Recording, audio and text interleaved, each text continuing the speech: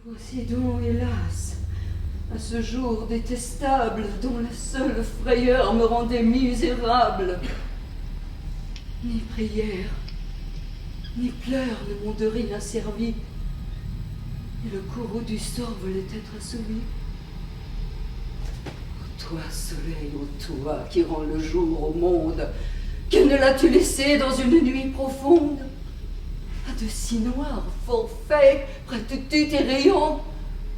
Et peux-tu sans horreur voir ce que nous voyons? Madame, eh bien, il faut vous satisfaire. Il faut sortir du trône et couronner mon frère. Il faut, pour seconder votre injuste projet, de son roi que j'étais, devenir son sujet. Et pour vous élever au comble de la joie, il faut à sa fureur que je me livre en proie. Il faut, par mon trépas... Quelle rigueur! Que vous pénétrez mal dans le fond de mon cœur. Je ne demande pas que vous quittiez l'Empire. Régnez toujours, mon fils, c'est ce que je désire. Mais si tant de malheurs vous touchent de pitié, si pour moi votre cœur garde quelque amitié, et si vous prenez soin de votre gloire même, associez un frère à cet honneur suprême. Ce n'est qu'un vain éclat qu'il recevra de vous. Votre règne sera plus puissant et plus doux. Les peuples admirant cette vertu sublime voudront toujours pour prince un roi si magnanime. Et cet illustre et fort, loin d'affaiblir vos droits, vous rendra le plus juste et le plus grand des rois. Ou s'il faut que mes vœux vous trouvent inflexibles, si la paix à ce prix vous paraît impossible, et si le diadème a pour vous tant d'attrait, au moins consolez-moi de quelque heure de paix. Accordez cette grâce aux larmes d'une mère. Et cependant, mon fils, j'irai voir votre frère. La pitié dans son âme aura peut-être lieu, ou du moins pour jamais, j'irai lui dire adieu. Dès ce même moment, permettez que je sorte. J'irai jusqu'à sa tente, et j'irai sans escorte, par mes justes soupirs. J'espère l'émouvoir. Lorsqu'avec un renfort de plus de 6000 hommes, la fortune promet toutes choses aux Thébains, le roi se laisse ôter la victoire des mains. La victoire, Eucréon, n'est pas toujours si belle.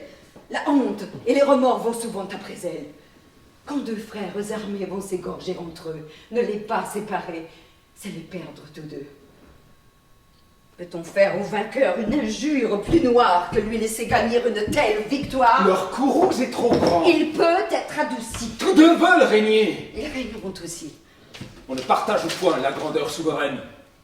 Mais ce n'est pas un bien qu'on quitte et qu'on reprenne. L'intérêt de l'État leur servira de loi. L'intérêt de l'État est de n'avoir qu'un roi, qui, d'un ordre constant gouvernant ses provinces, accoutume à ses lois et le peuple et les princes.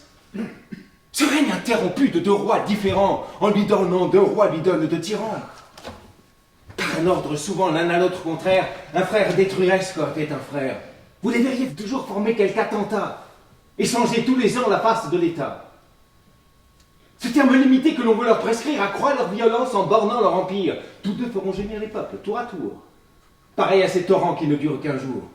Plus leur cours est borné, plus ils font de ravages et d'horribles dégâts signalent leur passage. On les verrait plutôt, par de nobles projets, se disputer tous deux l'amour de leur sujet. Mais avouez, Créon, que toute votre peine, c'est de voir que la paix rend votre attente vaine. Qu'elle assure à mes fils le trône où vous tendez et va rompre le piège où vous les attendez.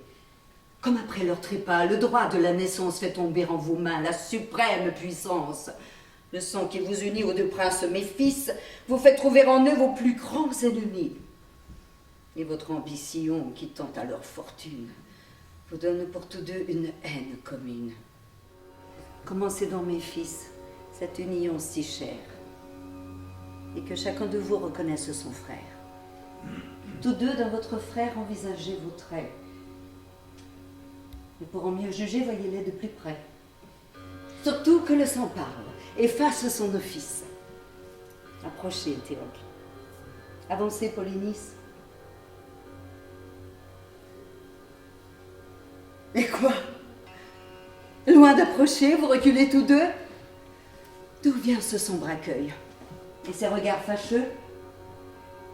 N'est-ce point que chacun d'une âme irrésolue pour saluer son frère attend qu'il le salue? Et qu'affectant l'honneur de céder le dernier, l'un ni l'autre ne veut s'embrasser le premier? Étrange ambition, qui n'inspire qu'au crime, où le plus furieux passe pour magnanime. Le vainqueur doit rougir en ce combat honteux, et les premiers vaincus sont les plus généreux. Une extrême justice est souvent une injure. Le trône vous est dû, je n'en saurais douter, mais vous le renversez en voulant y monter. Ne vous lancez-vous point de cette affreuse guerre? Voulez-vous sans pitié désoler cette terre, détruire cet empire afin de le gagner? Est-ce donc sur des morts que vous voulez régner?